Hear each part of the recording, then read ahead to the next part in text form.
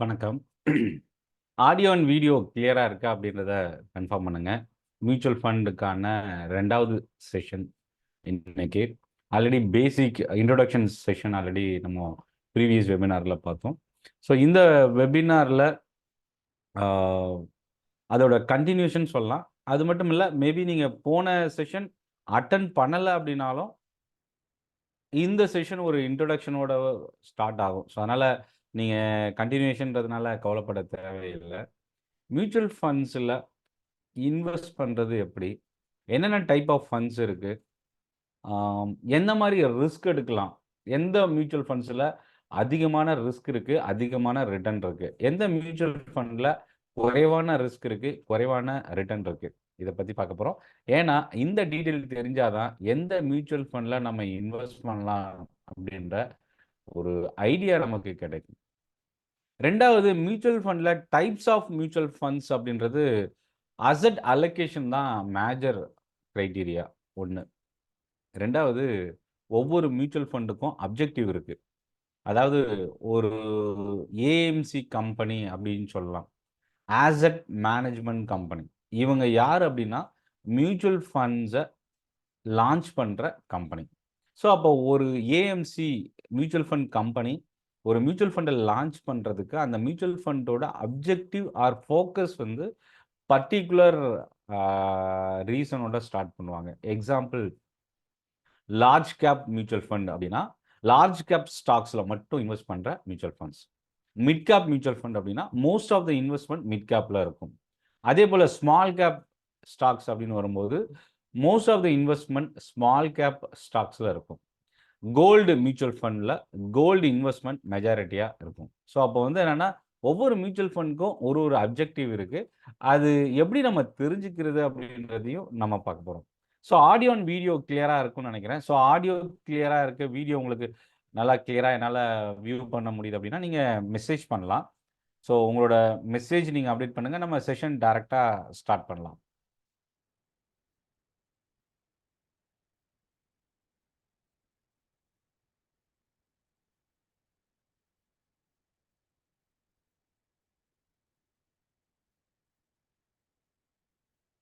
Both clear. Ramasamy, thank you sir.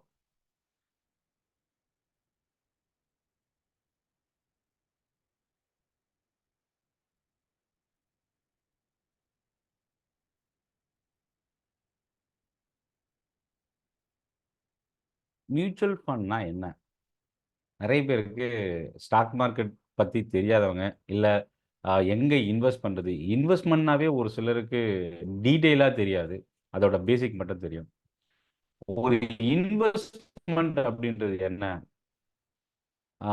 இன்னைக்கு 100 ரூபாய் கொடுத்து வாங்குற ஒரு பொருளை 10 வருஷமோ இல்லை கொஞ்ச நாள் கழித்து அதே 100 ரூபாயில் நம்மளால் வாங்க முடியுமா அப்படின்னா கண்டிப்பாக வாங்க முடியாது.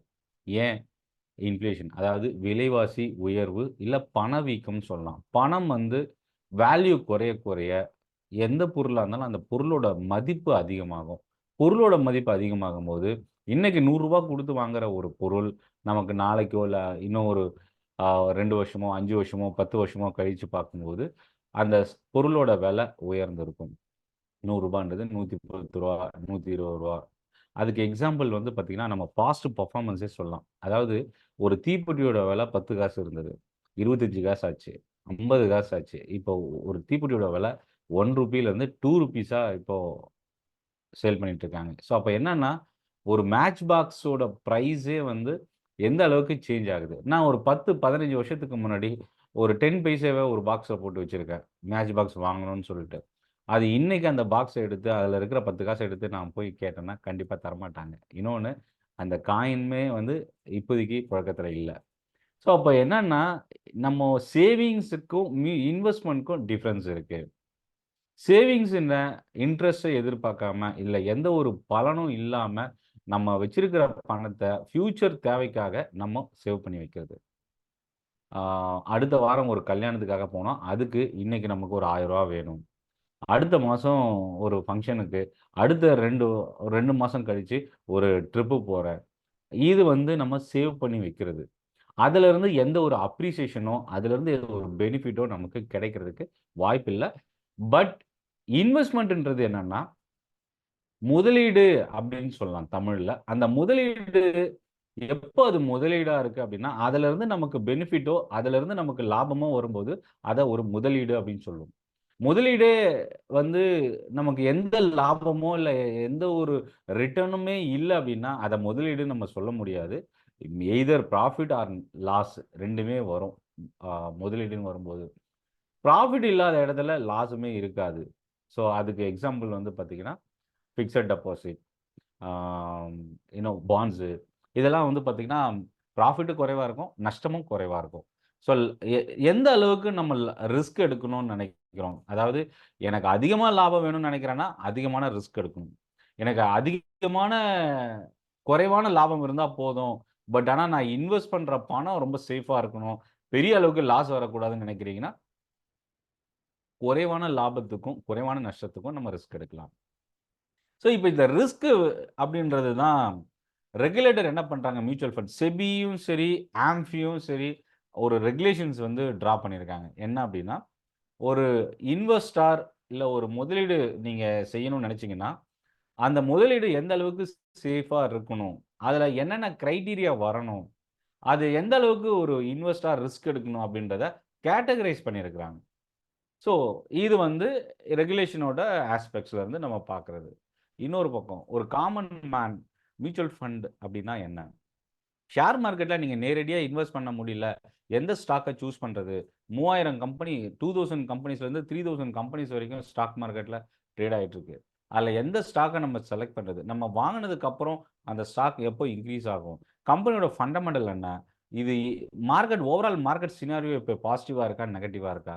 இதெல்லாம் தெரிஞ்சுக்கிட்டு நம்ம மார்க்கெட்ல இன்வெஸ்ட் பண்றதுன்றது ஒரு பிகினராவோ, இல்ல ஒரு ஸ்மால் ட்ரேடராவோ நம்ம அத அண்டர்ஸ்டாண்ட் பண்ணிக்கிட்டு என்டர் ஆகுறது ரிஸ்க் அதிகமா இருக்கும்.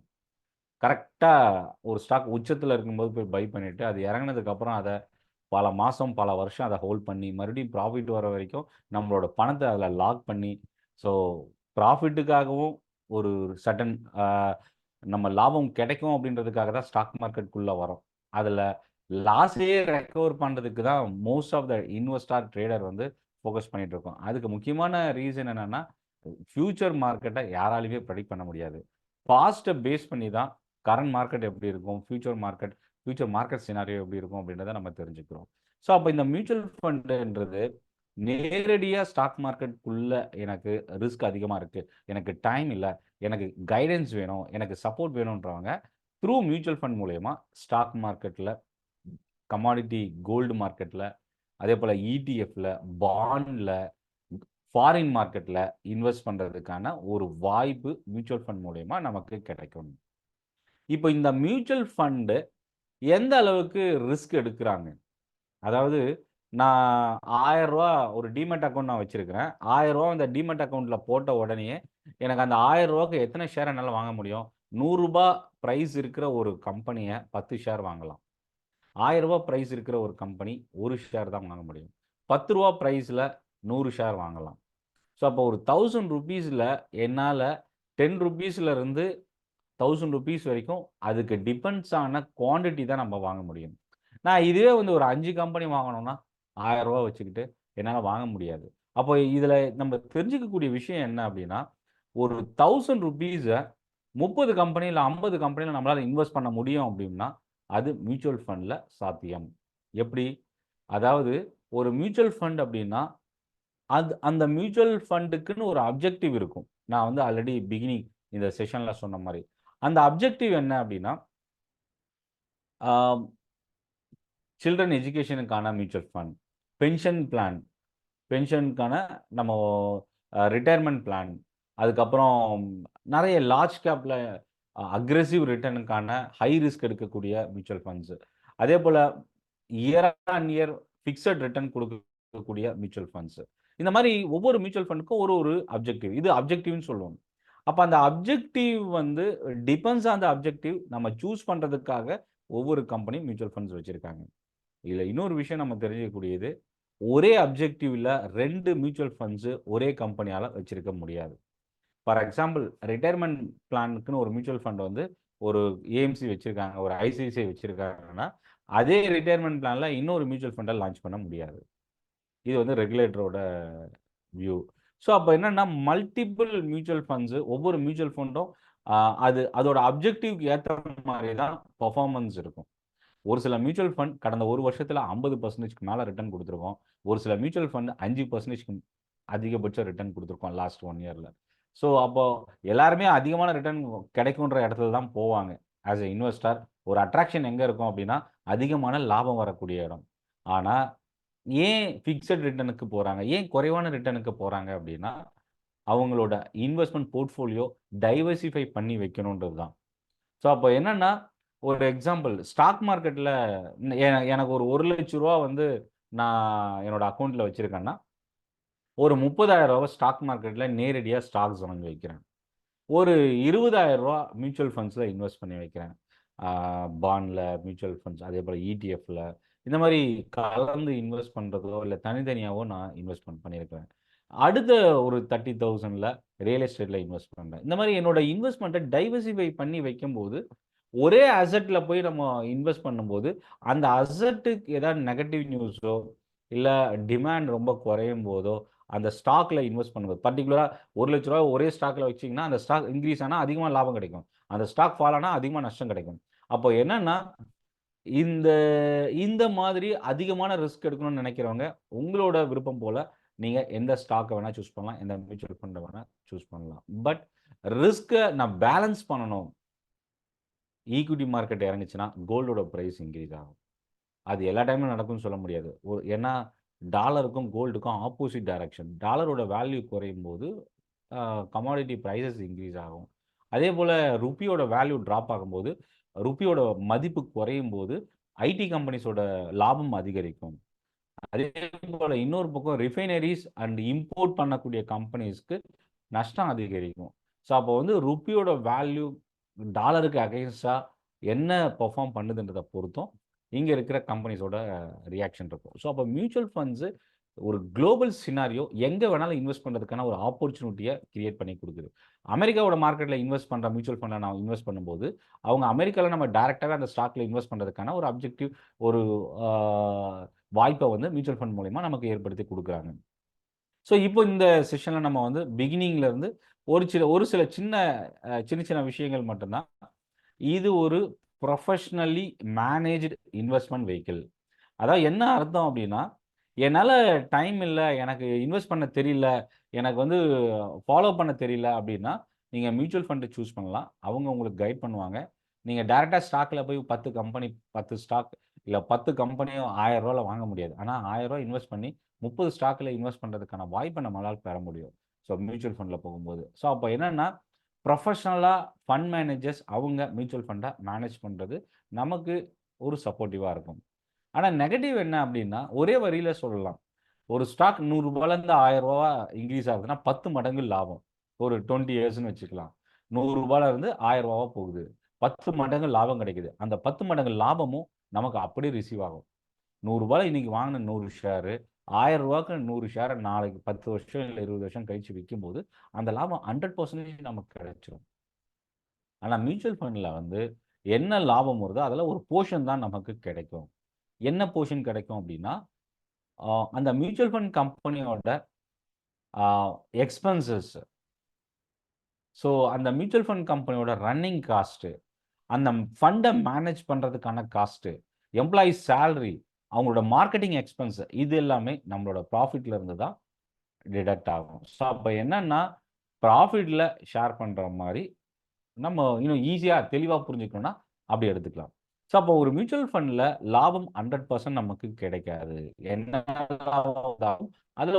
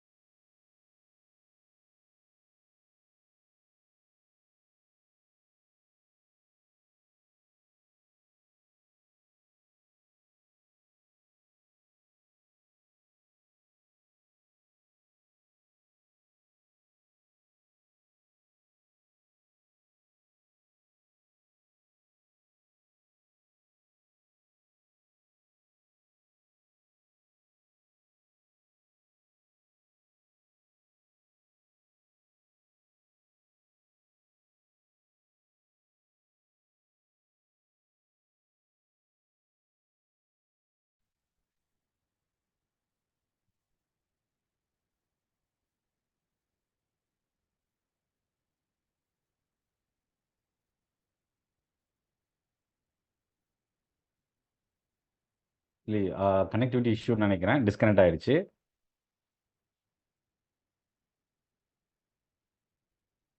ஸோ இப்போ உங்களுக்கு வியூ ஆகும்னு நினைக்கிறேன் மியூச்சுவல் ஃபண்ட்ஸில். மியூச்சுவல் ஃபண்ட்ஸில் நம்ம ஃபஸ்ட்டு அண்டர்ஸ்டாண்ட் பண்ணிக்கக்கூடிய ஒரு விஷயம் என்ன அப்படின்னா, அது எப்படி ஃபங்க்ஷன் ஆகுது. ஒரு ஃபண்டு, மியூச்சுவல் ஃபண்டு ஸ்டார்ட் பண்ணணும் அப்படின்னா அதில் யார் யாரெல்லாம் பார்ட்டிசிபேட் பண்ணுறாங்க. ஸோ அப்போ வந்து என்னென்னா, மியூச்சுவல் ஃபண்ட்ஸில் ஸ்பான்சர் அப்படின்றவங்க தான் ஃபஸ்ட்டு பர்சன். ஒரு இனிஷியேட்டிவ், ஒரு ஃபண்டை ஸ்டார்ட் பண்ணுறது அப்படின்னா அது வந்து யார் ஸ்டார்ட் பண்ணுறாங்க?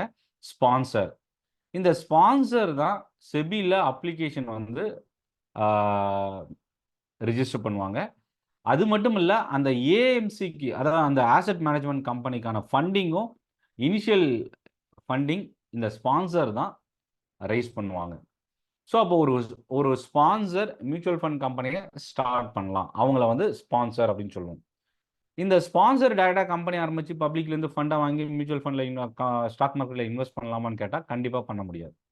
ஸோ அவங்க வந்து ஒன்லி அட்மினிஸ்ட்ரேட்டிவ். அவங்க என்ன பண்ணணும்னா ஒரு ட்ரஸ்டியை அப்பாயிண்ட் பண்ணணும். ஒரு ட்ரஸ்டியை அப்பாயிண்ட் பண்ணி அந்த ட்ரஸ்டி தான் இந்த மியூச்சுவல் ஃபண்ட் ப்ராசஸ், இந்த இன்ஜினோட ரோல் ப்ராசஸை எக்ஸிக்யூட் பண்ண போகிறது. ஸோ அப்போ என்னென்னா, ஒரு ஸ்பான்சர் மியூச்சுவல் ஃபண்டை ஸ்டார்ட் பண்ணுறாங்க, அதுக்கு ஒரு ட்ரஸ்டி அப்பாயிண்ட் பண்ணுறாங்க. அந்த ட்ரஸ்டியோட ட்ரஸ்ட் டீடு அப்படின்னு சொல்லுவாங்க. இந்த ட்ரஸ்ட் டீடு எக்ஸிக்யூட் பண்ணும்போது அது ஆசெட் மேனேஜ்மெண்ட் கம்பெனியோட நடக்கும்.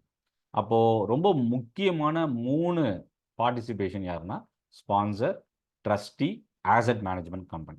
ஆசெட் மேனேஜ்மெண்ட் கம்பெனியோட ரோல் என்னன்னா, ஒரு மியூச்சுவல் ஃபண்டுக்கான அப்ஜெக்டிவ் கிரியேட் பண்ணுறது, மார்க்கெட்டிங்கு, அதுக்கப்புறம் கஸ்டோடியன் அப்பாயிண்ட் பண்ணுறது. அதாவது நம்ம மியூச்சுவல் ஃபண்ட் பை பண்ணால் நம்மளோட அக்கௌண்ட்டுக்கு மியூச்சுவல் ஃபண்டை டெலிவர் பண்ணுறது, நம்ம அக்கௌண்ட்லேருந்து ஃபண்டை டெபிட் பண்ணுறது, இதெல்லாமே த்ரூ ஏஎம்சி கஸ்டோடியன் மூலயமா நடக்கிற விஷயம். ஸோ அப்போ இந்த ப்ராசஸை எக்ஸிக்யூட் பண்ணுறது ஏஎம்சி கம்பெனி. அந்த ட்ரஸ்டின்றவங்க ஏஎம்சியை அட்மினிஸ்ட்ரேட் பண்ணுறவங்க. ஸ்பான்சர்ன்றவங்க அந்த மியூச்சுவல் ஃபண்ட் கம்பெனியோட owner R investor, initial investment rice பண்ணுறவங்க. ஸோ இந்த கஸ்டோடியன்றவங்க யார் அப்படின்னா, ட்ரஸ்டி அப்பாயிண்ட் பண்ணுறவங்க கஸ்டோடியன்.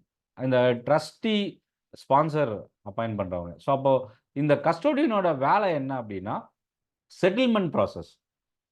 நான் வந்து ஒரு மியூச்சுவல் ஃபண்டை பை பண்ணுறேன்னா என்னோட அக்கௌண்ட்லேருந்து பணம் டெபிட் ஆகும். அந்த எவ்வளோ யூனிட்ஸ் நான் பை பண்ணியிருக்கேனோ அந்த யூனிட்ஸ் என்னோட அக்கௌண்ட்டுக்கு கிரெடிட் ஆகும்.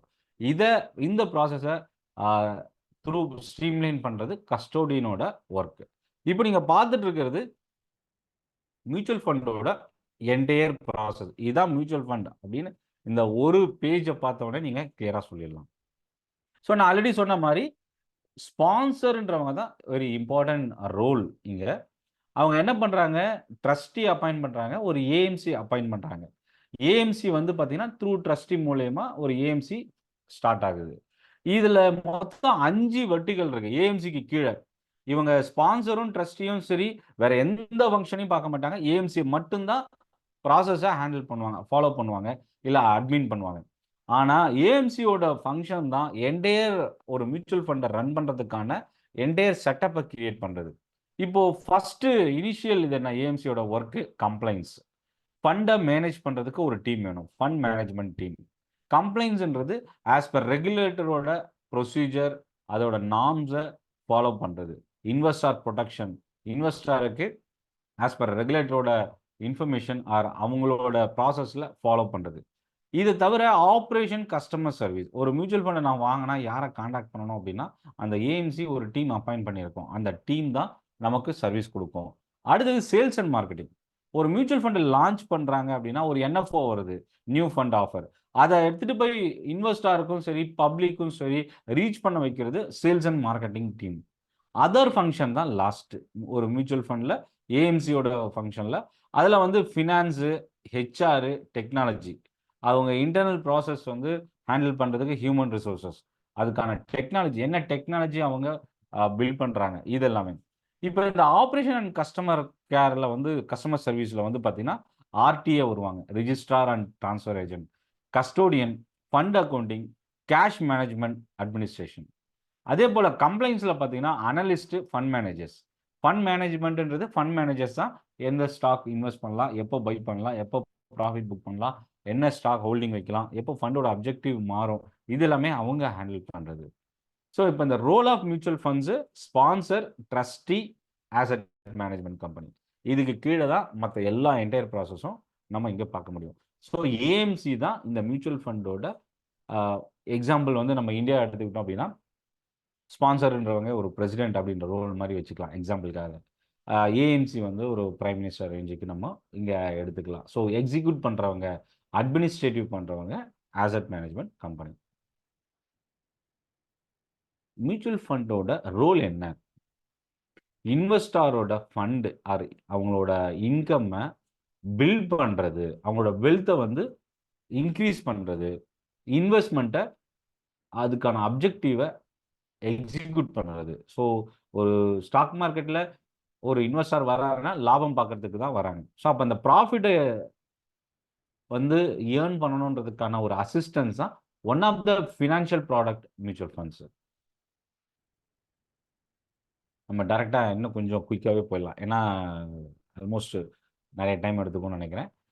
டைப்ஸ் ஆஃப் மியூச்சுவல் ஃபண்ட்ஸ் என்னென்ன டைப் ஆஃப் மியூச்சுவல்? மேஜராக வந்து பார்த்தீங்கன்னா ஓவர் நைட் ஃபண்ட் அப்படின்னு சொல்லுவாங்க. ஓவர் நைட் ஃபண்ட் அப்படின்னா ஒரு நாள் தான் அந்த ஸ்கீம் வந்து இன்வெஸ்ட்மெண்ட் வந்து ஒவ்வொரு டே பேசிஸில் அவங்க இன்வெஸ்ட்மெண்ட் சூஸ் பண்ணுவாங்க. அதுதான் ஓவர் நைட் ஃபண்ட் அப்படின்னு சொல்லுவாங்க. ஆனால் ஆஸ் எ இன்வெஸ்டர் அந்த ஃபண்டில் நான் இன்வெஸ்ட் பண்ணலாம், எவ்வளோ மாதம் எவ்வளோ வருஷம் வரைக்கும் கூட நான் ரீட்டைன் பண்ணலாம். ஆனால் அந்த ஃபண்டு எங்கே இன்வெஸ்ட் பண்ணுறாங்கன்னா ரொம்ப அல்ட்ரா ஷார்ட் டேர்மில் இன்னைக்கு இன்வெஸ்ட் பண்ணிட்டு நாளைக்கு நாளானைக்கு எக்ஸிட் ஆகுறது. ஸோ அந்த மாதிரி ஃபண்ட்ஸ் வரும்போது ஓவர் நைட் ஃபண்ட் அப்படின்னு சொல்லுவோம். அதில் வந்து ரிட்டர்ன்ஸ் வந்து ரொம்ப குறைவாக இருக்கும். டர்ன் ஓவர் ரேஷியோ, அதாவது எக்ஸ்பென்சஸ் கொஞ்சம் அதிகமாக இருக்கும். அடுத்து equity fund. Equity related instrument அப்படின்னு சொல்லலாம். ஸ்டாக் மார்க்கெட், ரொம்ப சிம்பிளாக சொல்லலாம், ஸ்டாக் மார்க்கெட்டில் இன்வெஸ்ட் பண்ணுற மியூச்சுவல் ஃபண்ட்ஸ்.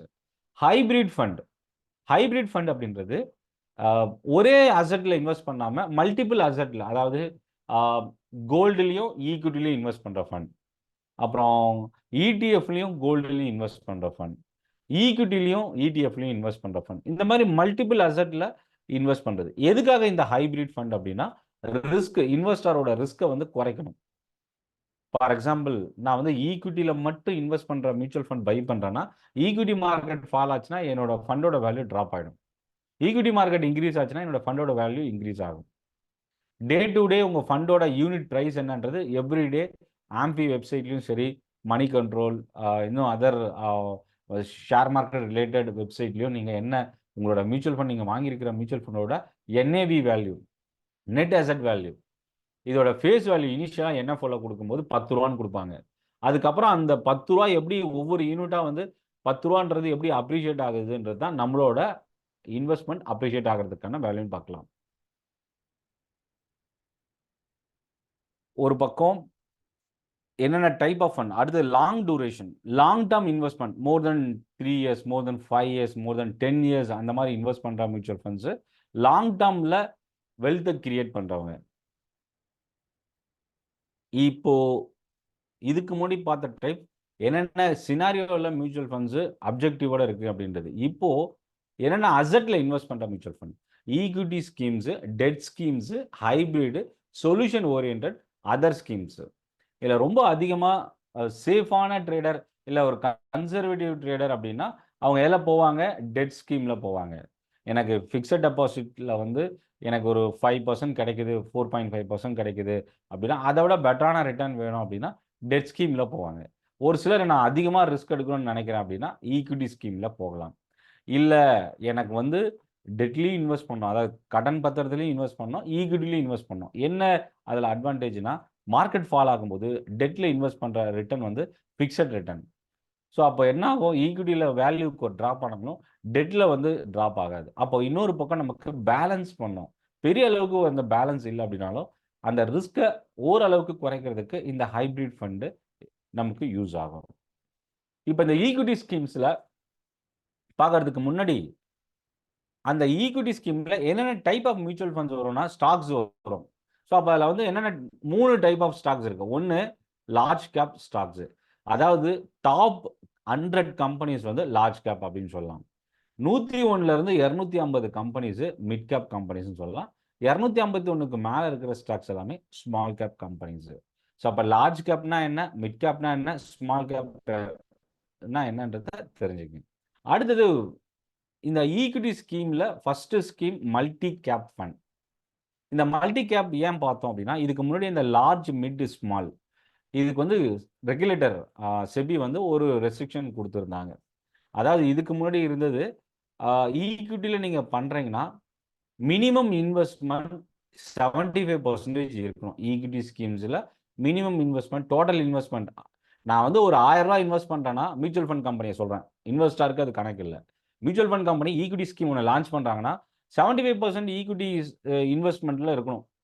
1000 ரூபா அந்த ஃபண்டு வந்து கஸ்டமர்ஸ்ட்ட வந்து ஃபண்டை கலெக்ட் பண்ணி 750 ரூபா மினிமம் ஈக்விட்டியில் பண்ணணும்.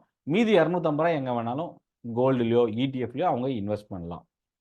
ஸோ அப்போ என்னன்னா இதில் வந்து ஈக்விட்டிலன்னு வரும்போது 25% large cap, 25% mid cap, 25% small cap compulsory இதில் மினிமம் இன்வெஸ்ட்மெண்ட் இருக்கணும். அப்போ மல்டி கேப் ஃபண்ட் அப்படின்னு வரும்போது லார்ஜ் கேப் ஸ்டாக்ஸில் மட்டும் இன்வெஸ்ட் பண்ணுற மியூச்சுவல் ஃபண்ட்ஸு அதில் ஸ்மால் கேப்பையும் ஆட் பண்ணணும், மிட் கேப்பையும் ஆட் பண்ணணும். இப்போ இந்த லார்ஜ் கேப் இன்வெஸ்ட்மெண்ட்டில் 80% வந்து லார்ஜ் கேப் ஸ்டாக்ஸில் இன்வெஸ்ட் பண்ணலாம். ரிமைனிங் 20% வந்து அவங்களோட சாய்ஸில் இன்வெஸ்ட் பண்ணலாம். லார்ஜ் அண்ட் மிட் கேப்பை பொறுத்த வரைக்கும் 35% டோட்டல் அசெட்டில் லார்ஜ் கேப்பும் 35% மிட் கேப்பும் இன்வெஸ்ட் பண்ணலாம். டோட்டலாக 70%. அடுத்தது மிட் கேப் ஃபண்டு.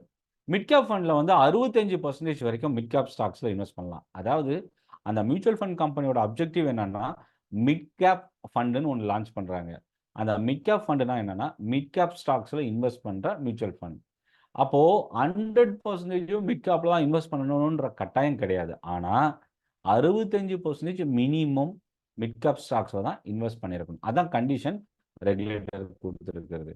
அதே போல் 65% மினிமம் இன்வெஸ்ட்மெண்ட் அந்த மியூச்சுவல் ஃபண்ட் கம்பெனி ஸ்மால் கேப்பில் இன்வெஸ்ட் பண்ணும்போது அது ஸ்மால் கேப் ஃபண்ட் அப்படின்னு சொல்லலாம். டிவிடெண்ட் ஈல்டு ஃபண்ட், அதாவது அதிகமாக டிவிடெண்ட் தர ஸ்டாக்ஸில் இன்வெஸ்ட் பண்ணுற மியூச்சுவல் ஃபண்டை டிவிடெண்ட் ஈல்டு ஃபண்டுன்னு சொல்லலாம். 65% டோட்டல் அசெட்டில் 65% அந்த டிவிடெண்ட் தரக்கூடிய ஸ்டாக்ஸில் இன்வெஸ்ட் பண்ணுறாங்க. Value fund R contra fund. இந்த வேல்யூ ஃபண்ட் அப்படின்றது என்னன்னா மார்க்கெட் இன்க்ரீஸ் ஆகிட்டு இருக்கு, வேல்யூவேஷன் வைஸ் ஒரு நிஃப்டி வந்து இப்போ 22,500 இருக்குன்னு வச்சுக்கலாம் ஒரு எக்ஸாம்பிளுக்கு. 15,000 இருக்கும்போது ஒரு ஸ்டாக்கோட விலை நிஃப்டி 15,000 இருக்கும்போது ஸ்டாக் வந்து 100 ரூபாயில் இருக்குது. இப்போ நிஃப்டி 22,500 வந்துருக்கு, ஆனால் அந்த ஸ்டாக் வந்து 120 ரூபா 130 ரூபா தான் இன்க்ரீஸ் ஆகிருக்கு. ஸோ நிஃப்டியோட இண்டெக்ஸ் வேல்யூவேஷன் வச்சு பார்க்கும்போது அந்த ஸ்டாக் பெரிய அளவுக்கு இன்னும் இம்ப்ரூவ் ஆகலை. ஸோ அந்த மாதிரி மார்க்கெட் நல்லா இன்க்ரீஸ் ஆகும்போது இன்க்ரீஸ் ஆகாமல் இருக்கிற ஃபண்டமெண்டல் நல்லா இருக்கிற ஒரு சில கம்பெனிஸில் இன்வெஸ்ட் பண்ணுற ஃபண்டு தான் இந்த கான்ட்ரா ஃபண்ட் இல்லை வேல்யூ ஃபண்ட் அப்படின்னு சொல்லுவோம். ஃபோக்கஸ்டு ஃபண்ட் அப்படின்னா மினிமம் 30 ஸ்டாக்கில் இன்வெஸ்ட் பண்ணியிருக்கணும். 30, ஏன்னா ஒரு மியூச்சுவல் ஃபண்ட் 100 ஸ்டாக்ஸில் இன்வெஸ்ட் பண்ணுறாங்க, ஒரு சில மியூச்சுவல் ஃபண்ட் 170 ஸ்டாக்ஸ்லாம் இன்வெஸ்ட் பண்ணியிருக்கிறாங்க.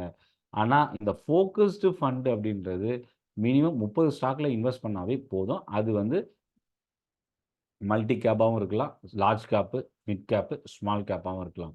ஆனால் 65% இன்வெஸ்ட்மெண்ட் ஈக்விட்டிலையும் ஈக்விட்டி ரிலேட்டட் இன்வெஸ்ட்மெண்ட்டில் அந்த ஓவரால் ஏயுஎம் வந்து இன்வெஸ்ட் பண்ணியிருக்கணும். அடுத்தது பர்டிகுலர் செக்டாரில் இருக்கிற மியூச்சுவல் ஃபண்ட். பர்டிகுலர் செக்டாரில் என்னென்ன மியூச்சுவல் ஃபண்ட்ஸ் இருக்குது? For example FMCG fund, IT fund, அதே மாதிரி ஆட்டோ செக்டாரில் இன்வெஸ்ட் பண்ணுற ஃபண்ட், அந்த மாதிரி தீமேட்டிக் ஃபண்ட் அப்படின்னு சொல்லுவோம். அடுத்தது equity linked saving scheme. So இதில் வந்து இது வந்து பார்த்தீங்கன்னா open ended linked scheme saving scheme, 3 வருஷம் லாக்இன் பீரியட். ரெண்டாவது டேக்ஸ் பெனிஃபிட் இஎல்எஸ்எஸ்ன்றது 3 வருஷம் லாக்இன். இது ஓப்பன் எண்டட் தான், ஆனால் லாக்இன் பீரியட் டேக்ஸ் பெனிஃபிட்டுக்காக ஸ்டாச்சுட்டரி லாக்இன் அப்படின்னு சொல்லலாம்.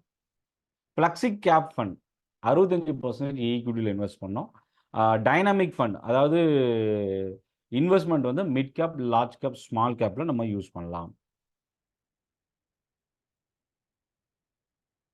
டெட் ஸ்கீம், நான் ஆல்ரெடி சொன்ன மாதிரி overnight fund, overnight செக்யூரிட்டிஸில் இன்வெஸ்ட் பண்ணுற fund overnight fund. Liquid fund அப்படின்றது என்னென்னா டெட்லேயும் மணி மார்க்கெட்லேயும் இன்வெஸ்ட் பண்ணுற மியூச்சுவல் ஃபண்ட்ஸு அப் டு 91 டேஸில் மெச்சூரிட்டி ஆகக்கூடிய ஃபண்டு லிக்விட் ஃபண்ட் அப்படின்னு சொல்லலாம். கடன் பத்திரத்திலையும் மணி மார்க்கெட்லையும் இன்வெஸ்ட் பண்ணுற மியூச்சுவல் ஃபண்டை லிக்விட் ஃபண்ட். அல்ட்ரா ஷார்ட் டூரேஷன்றது 3 மாசத்துலேருந்து 6 மாதத்துக்குள்ளே இன்வெஸ்ட் பண்ணுற மியூச்சுவல் ஃபண்டை அல்ட்ரா ஷார்ட் டேர்ம் சொல்லுவோம். லோ டூரேஷன் ஃபண்டுனா 12 மாதம் வரைக்கும் எக்ஸ்பைரி இல்லை 12 மாதம் வரைக்கும் இன்வெஸ்ட் பண்ணக்கூடிய மியூச்சுவல் ஃபண்ட்ஸு லோ டூரேஷன். இது எல்லாமே டெட் ஸ்கீம்னா கடன் பத்திரத்தில் அப்படின்னு சொல்லுவோம், இல்லை பாண்டில் இன்வெஸ்ட் பண்ணுற ஸ்கீமில் மட்டும்தான் இந்த funds available. Money market fund அப்படின்றது அப் டு 1 இயர். ஷார்ட் டூரேஷன்றது 1 to 3 years short duration fund. Medium duration வந்து 1 to 4 இயர்ஸில் இன்வெஸ்ட் பண்ணால் அது மீடியம் டூரேஷன். மீடியம் டு லாங்ன்றது 1 to 7 இயர்ஸில் இன்வெஸ்ட் பண்ணால் அது medium to long duration fund. Long duration ஃபண்டுன்றது 7 வருஷமோ 7 வருஷத்துக்கு மேலே இன்வெஸ்ட் பண்ணக்கூடிய ஃபண்டு தான் long duration fund. Dynamic fund. Dynamic ஃபண்டுன்றது வந்து ஸ்பெசிஃபிக் இவ்வளோ வருஷம் இவ்வளோ மாதம் அப்படின்லாம் இல்லை. Open ended fund. அந்த இன்ஸ்ட்ருமெண்ட் அவங்க இன்வெஸ்ட் பண்ணணும்னு நினைக்கிற வரைக்கும் இன்வெஸ்ட் பண்ணலாம். ஒரு சில டைமில் அதில் இருந்து விட்ரா பண்ணிவிட்டு வேறு பாண்டில் இன்வெஸ்ட் பண்ணுற mutual fund. So depends on the situation. Corporate bond fund. AA plus ரேட்டிங்க்கு மேலே இல்லை அந்த ரேட்டிங்க்கு இருக்கிற கார்பரேட் கம்பெனிஸோட பாண்டில் இன்வெஸ்ட் பண்ணுற mutual fund corporate bond mutual fund. Credit risk fund. Highest rated corporate bond. இது வந்து கிரெடிட் ரிஸ்க் ஃபண்ட் அப்படின்னு சொல்லுவோம். 65% கார்பரேட் பாண்ட்ஸில் முக்கியமாக அதிகமான ரேட்டிங் இருக்கக்கூடிய பாண்டில் இன்வெஸ்ட் பண்ணக்கூடிய mutual funds. Banking and PSU funds already நமக்கு இதில் நேம்லேயே இருக்குது. ஸோ டெட் இன்ஸ்ட்ருமெண்ட் பேங்க்ஸினுடைய கடன் பத்திரத்துலையும் பப்ளிக் செக்டர் அண்டர்டேக்கிங்ஸ்லையும் அதே போல் பப்ளிக் ஃபினான்ஷியல் கம்பெனிஸ்லையும் முனிசிபல் பாண்ட்லையும் இன்வெஸ்ட் பண்ணக்கூடிய மியூச்சுவல் ஃபண்டை பேங்கிங் அண்ட் பிஎஸ்யூ ஃபண்ட். பிஎஸ்யூன்றது public sector undertakings. Gilt fund. Gilt fund தான் ரொம்ப முக்கியமான ஒரு ஃபண்ட். ரிட்டர்னும் ரொம்ப குறைவாக இருக்கும். ரிஸ்க் ஆல்மோஸ்ட் இல்லைன்னு கூட சொல்லலாம். ஏன்னா கவர்மெண்ட் செக்யூரிட்டிஸில் இன்வெஸ்ட் பண்ணுற ஒரு ஓப்பன் எண்டட் ஃபண்ட் வந்து கில்ட் ஃபண்ட் சொல்லுவோம். இதில் 80% கவர்மெண்ட் செக்யூரிட்டிஸில் மினிமம் இன்வெஸ்ட்மெண்ட் வந்து இந்த ஃபண்டில் இருக்கும். அதே மாதிரி 10 இயர் கான்ஸ்டன்ட் டூரேஷன். அதே சிமிலர் கில்ட் ஃபண்டில் 10 year constant duration. Floater fund. இது ஒரு open ended fund. Floating rate இன்ஸ்ட்ருமெண்ட்டில் இன்வெஸ்ட் பண்ணக்கூடிய மியூச்சுவல் ஃபண்ட்ஸு. இப்போ ஹைப்ரிடில் வந்து பார்த்தீங்கன்னா கன்சர்வேட்டிவ் ஹைப்ரிட்ன்றது இதில் டெட்டில் வந்து பார்த்தீங்கன்னா 75% 90% இருக்கும். ஈக்விட்டிலையும் ஈக்விட்டி இன்வெஸ்ட்மெண்ட்டில் வந்து 10% 25% இருக்கும். அதாவது 75 to 90% டெட்டில் இருக்கிறதுனால ரிஸ்க் ரொம்ப குறையுது.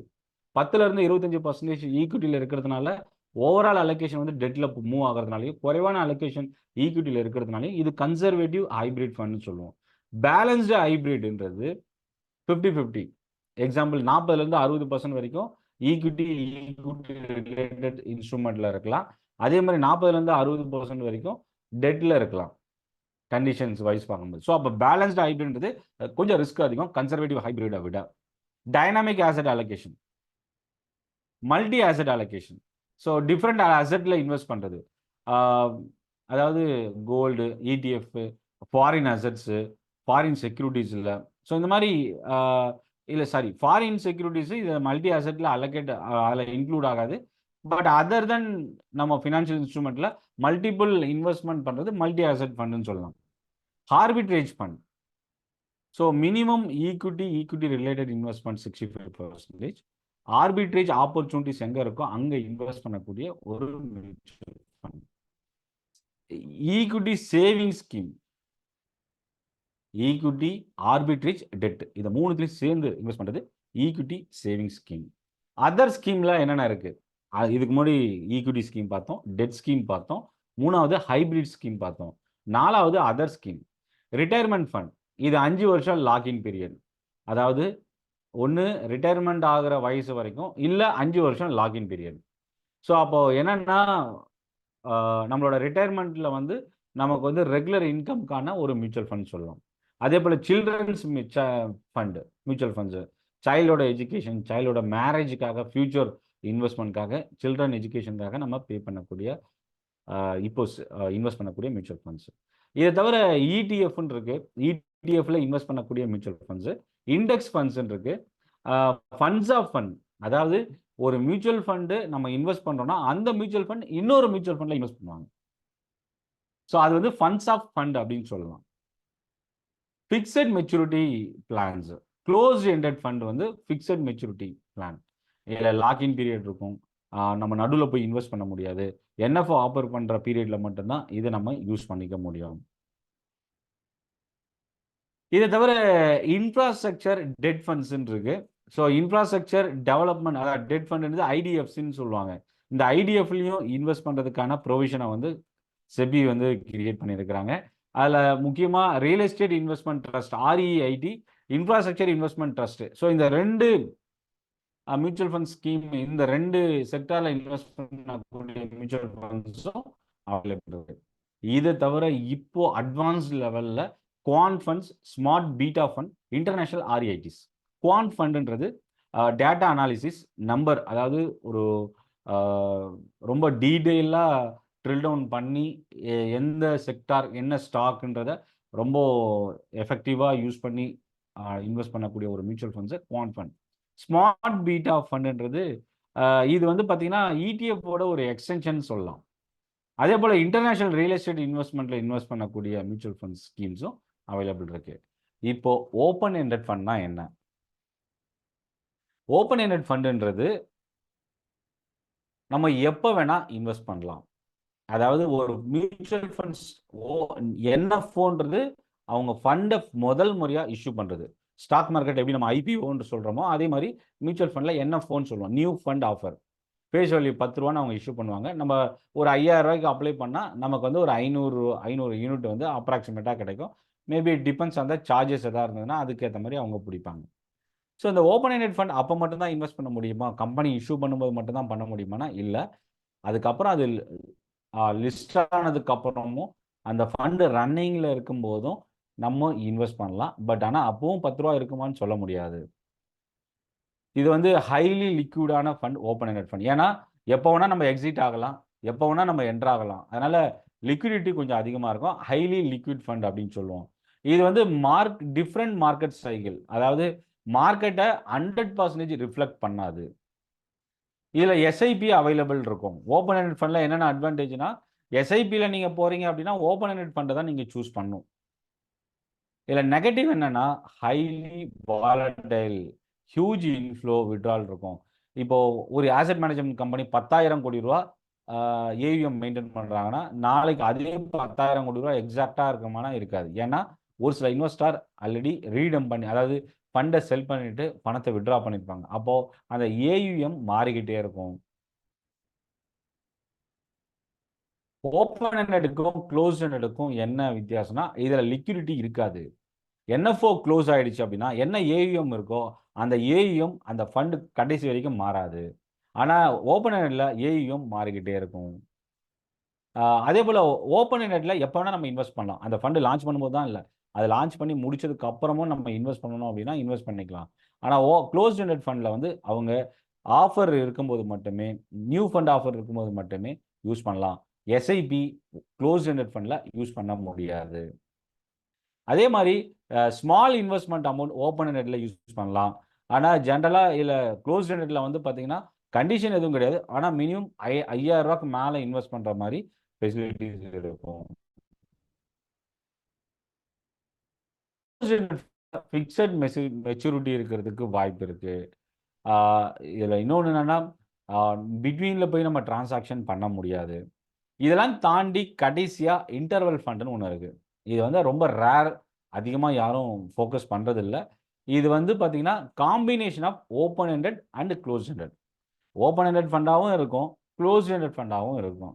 எப்போனா க்ளோஸ் எண்டட், மோஸ்ட்லி இது க்ளோஸ் எண்டட் ஃபண்டு தான். ஆனால் ஒரு சில டைமில் இது ஓப்பன் ஆகும் மறுபடியும் சப்ஸ்கிரிப்ஷனுக்காக. எக்ஸாம்பிள் பிட்வீன் எப்போ இருந்ததுன்னா ஜான்வரி 1லேருந்து 5 வரைக்கும், ஜூலை 1லேருந்து 5 வரைக்கும் ஒவ்வொரு வருஷமும் இருக்கும். இதுதான் open ended or call transaction period. அந்த டைமில் நம்ம அப்ளை பண்ணலாம். ஸோ இன்டர்வல் ஃபண்டுன்றது ஓப்பன் ப்ளஸ் க்ளோஸ்ட் எண்டட் ரெண்டுத்தையும் கம்பைன் பண்ண ஒரு மியூச்சுவல் ஃபண்ட் ஸ்கீம் தான் இன்டர்வல் ஃபண்ட். பேசிவ் ஃபண்ட்ஸ்னு ஒன்று இருக்குது. இது வந்து பார்த்தீங்கன்னா ஒரு இண்டெக்ஸை பேஸ் பண்ணி அந்த இண்டெக்ஸை விட பெட்டராக பர்ஃபார்ம் பண்ணக்கூடிய ஒரு ஃபண்டு தான் passive fund. Actively managed fund. Fund manager flexibility, இன்வெஸ்ட்மெண்ட்டை சூஸ் பண்ணுறது, ஸ்டாக்கை பை பண்ணுறது, செல் பண்ணுறது. ஸோ இன்வெஸ்டாரோட எக்ஸ்பெக்டேஷனை ஃபுல்ஃபில் பண்ணுறது, பெட்டர் மார்க்கெட்டை விட பெட்டரான ரிட்டர்னை எடுத்துகிட்டு வர்றது. இது வந்து ஆக்டிவ்லி மேனேஜ்டு ஃபண்ட். ஸோ அப்போ வந்து ஒரு பேசிவ் ஃபண்டுக்கும் ஆக்டிவ்லி மேனேஜ்டு ஃபண்டுக்கும் டிஃப்ரென்ஸ் இருக்குது. ஸோ ஓவராலாக இந்த மியூச்சுவல் ஃபண்டில் என்னென்ன அட்வான்டேஜ் இருக்குது? ஒரு மியூச்சுவல் ஃபண்டில் நான் இன்வெஸ்ட் பண்ணேன்னா என்னென்ன அட்வான்டேஜ் இருக்குது? என்னோட இன்வெஸ்ட்மெண்ட்டை வந்து ஸ்டாக் மார்க்கெட்டில் ரொம்ப ப்ரொஃபஷனலாக மெயின்டைன் பண்ணுறது ஃபண்ட் மேனேஜர்ஸ். அதே போல் போர்ட்ஃபோலியோ டைவர்சிஃபிகேஷன் நடக்கும். ஒரே ஸ்டாக்கில் எடுத்துகிட்டு போய் என்னோட மொத்த பணத்தையும் போட்டால் அந்த ஸ்டாக் இறங்குச்சுன்னா என்னோட இன்வெஸ்ட்மெண்ட் இறங்கிடும். அந்த மாதிரி இல்லாமல் டைவர்சிஃபை பண்ணி வைக்கிறதுனால ரிஸ்க்கு நமக்கு குறையும். எக்கனாமிஸ் ஆஃப் ஸ்கேல், அது அதாவது ஓவரால் எக்கனாமியை ரிஃப்ளெக்ட் பண்ணும், க்ரோத் ரேட்டை இன்க்ரீஸ் பண்ணும், மார்க்கெட்டோட ரிட்டர்னை விட பெட்டரான ரிட்டர்னுக்கான ஒரு எக்ஸ்பெக்டேஷனும் இருக்கும். ரொம்ப முக்கியமானது டிரான்ஸ்பரன்சி. அதாவது என்ன டிரான்ஸ்பரன்சினா, எங்கே இன்வெஸ்ட் பண்ணுறாங்க, எவ்வளோ அமௌண்ட், எவ்வளோ யூனிட் எனக்கு இருக்குது, என்னென்ன ஸ்டாக்கில் இன்வெஸ்ட் பண்ணியிருக்கிறாங்க, இது எல்லாமே நமக்கு டிரான்ஸ்பரண்ட்டாக நம்மளால் வியூ பண்ண முடியும். 5வது லிக்விடிட்டி. எப்போ வேணுமோ ஓப்பன் எண்டட் ஃபண்ட் நான் வச்சுருக்கேன்னா எப்போ வேணுமோ நான் செல் பண்ணிக்கலாம். எப்போ எனக்கு பை பண்ண நினைக்கிறேன்னா அப்போ நான் பை பண்ணிக்கலாம், ஈக்விட்டி மார்க்கெட் போல். அதே போல் ஈக்விட்டி மார்க்கெட்டில் டே ட்ரேடிங் பண்ணுற மாதிரி மியூச்சுவல் ஃபண்ட்ஸ்லாம் இன்றைக்கே வாங்கி இன்றைக்கே விற்கிற ஆப்ஷன்ஸ்லாம் கிடையாது. ஒன்லி வாங்கி ஹோல்டிங் மட்டும்தான். Tax deferral, tax benefits, convenient options இருக்குது, இன்வெஸ்ட்மெண்ட் கம்ஃபர்ட் இருக்குது. எந்த செக்டாரில் இன்வெஸ்ட் பண்ணுற மியூச்சுவல் ஃபண்டில் நான் சூஸ் பண்ணணுன்றதையும் நம்ம டிசைட் பண்ணலாம். Regulatory comfort, systematic approach to investment. மாதம் கொஞ்சம் கொஞ்சமாக இன்வெஸ்ட் பண்ணுறதுக்கான ஆப்ஷனும் மியூச்சுவல் ஃபண்ட்ஸில் இருக்குது. இதில் என்ன நெகட்டிவ் அப்படின்னா, போர்ட்ஃபோலியோ கஸ்டமைசேஷன் பண்ண முடியாது. அதாவது நான் பணத்தை கொடுத்துட்டேன், ஃபண்ட் மேனேஜர் ஸ்டாக் ஹோல்டிங் வச்சுருக்கிறாருன்னா நான் போய் அந்த ஸ்டாக்கை செல் பண்ணுங்க, பை பண்ணுங்கன்னு சொல்ல முடியாது. சாய்ஸ் ஓவர்லோட், ஏகப்பட்ட ஆப்ஷன்ஸ் இருக்கும், அதில் கன்ஃபியூஸ் ஆகும், தவறான முடிவு எடுக்கிறதுக்கும் வாய்ப்பு இருக்குது. காஸ்ட்டில் கண்ட்ரோல் பண்ண முடியாது. என்னென்னா ரெகுலேட்டரோட policies based on the regulator policy, cost ஒரு சில டைமில் அதிகமாகும், ஒரு சில டைமில் குறையும். அதை வந்து நம்ம அக்செப்ட் பண்ணி ஆகணும். No guaranteed return. மியூச்சுவல் ஃபண்ட்ஸில் கேரண்டீட் ரிட்டர்ன் கிடையாது. ஸோ இந்த செஷன் யூஸ்ஃபுல்லாக இருக்கும்னு நினைக்கிறேன். மேபி ப்ரீவியஸ் செஷனில் நம்ம பேசிக் லெவல் பார்த்தோம். இதில் என்னென்ன மியூச்சுவல் ஃபண்ட்ஸ் இருக்குது, யாருக்கு எந்த மியூச்சுவல் ஃபண்ட்ஸ் ஷூட் ஆகும், மோஸ்ட் ஆஃப் த இன்வெஸ்ட்மெண்ட் எந்த மியூச்சுவல் ஃபண்டில் வைக்கலாம், குறைவான மியூச்சுவல் ஃபண்ட்ஸை எங்கே வைக்கலாம், எங்கே இன்வெஸ்ட் பண்ணலாம். அதாவது உங்களோட 70 to 80% லார்ஜ் கேப் இல்லை ஃபிக்ஸட் ரிட்டர்ன் இல்லை பாண்டில் இன்வெஸ்ட் பண்ணுறதையும் 20 to 30% வந்து நீங்கள் ஹையர் ரிஸ்க் எடுக்கிறதுக்கும் நீங்கள் டைவர்சிஃபிகேஷனோ இல்லை மல்டி அசட்டோ நீங்கள் ப்ரிஃபர் பண்ணுறது உங்களோட ரிஸ்க் வந்து குறையிறதுக்கு வாய்ப்பு இருக்குது. ஸோ உங்களோட கொஷின்ஸ் வந்து நீங்கள் ரைஸ் பண்ணலாம். Balamurugan, monthly 1000 rupees invest one fund, so I increase 1 year after 10%. How to do this? Explain me, sir. அது வந்து நீங்கள் த்ரூ உங்களோட புரோக்கர் என்ன, அதாவது இதில் வந்து பார்த்தீங்கன்னா மேண்டேட்னு ஒன்று இருக்குது. Mutual fund asset management company மூலயமாவோ இல்லை புரோக்கர் மூலயமாவோ நீங்கள் மியூச்சுவல் ஃபண்டில் இன்வெஸ்ட் பண்ண போகிறீங்கன்னா இதை அவங்கக்கிட்ட நீங்கள் இதை கிளாரிஃபை பண்ணிக்கலாம். ஒவ்வொரு வருஷமும் 10%, 5% உங்களோட இன்வெஸ்ட்மெண்ட் எஸ்ஐபி வந்து ரைஸ் பண்ணுறதுக்கு நீங்கள் ஸ்டெப் எடுக்கலாம். உங்களோட கொஷின்ஸ் இருந்தால் நீங்கள் கேட்கலாம்.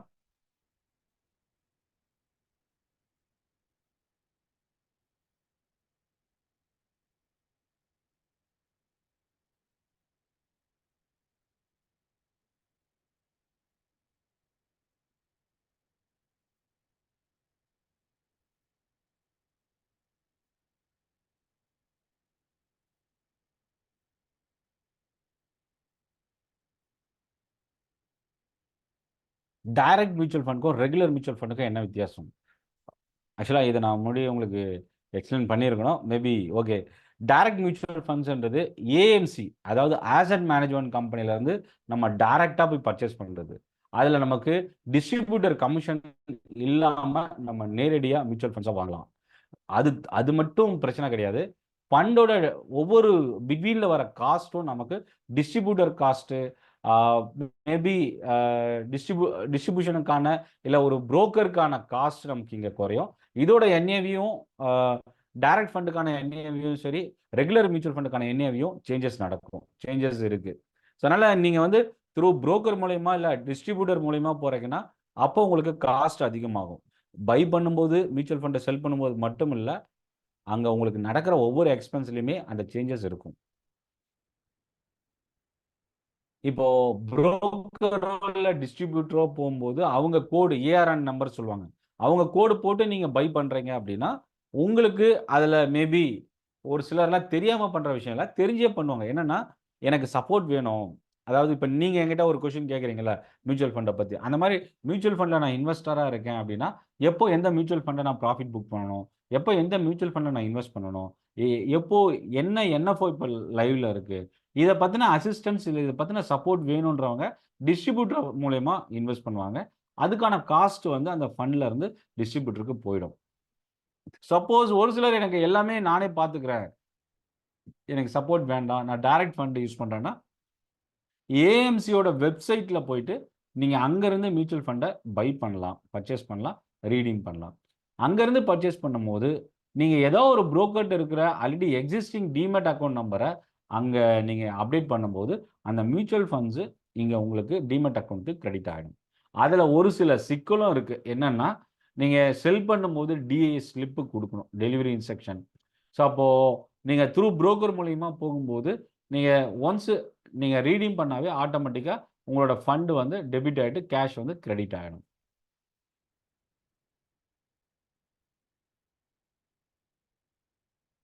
Please suggest some mutual fund company. ICICI Prudential one of the mutual fund, HDFC AMC இருக்கு, Nippon asset management life. So Nippon அதாவது நாம் இந்தியா அப்படின்னு இருக்கும், நிப்பான் லைஃப் அப்படின்னு இருக்கும்.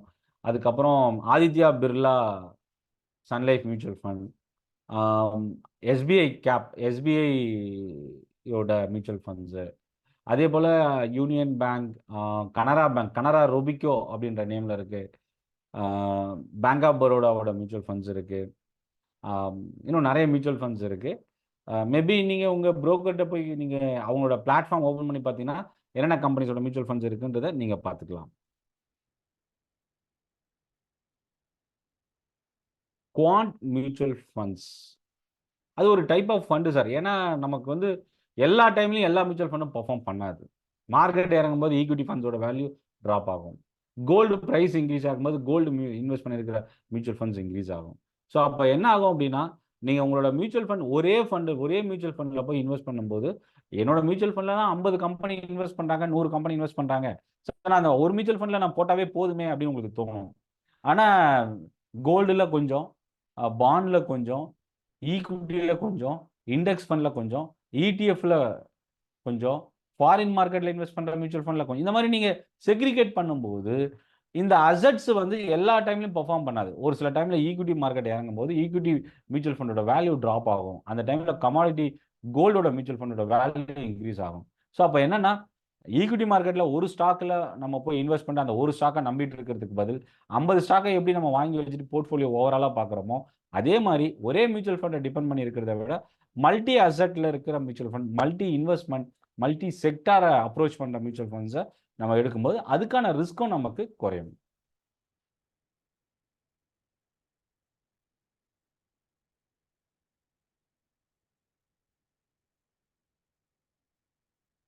இந்த செஷன் யூஸ்ஃபுல்லாக இருக்கும்னு நினைக்கிறேன். நன்றி, வணக்கம்.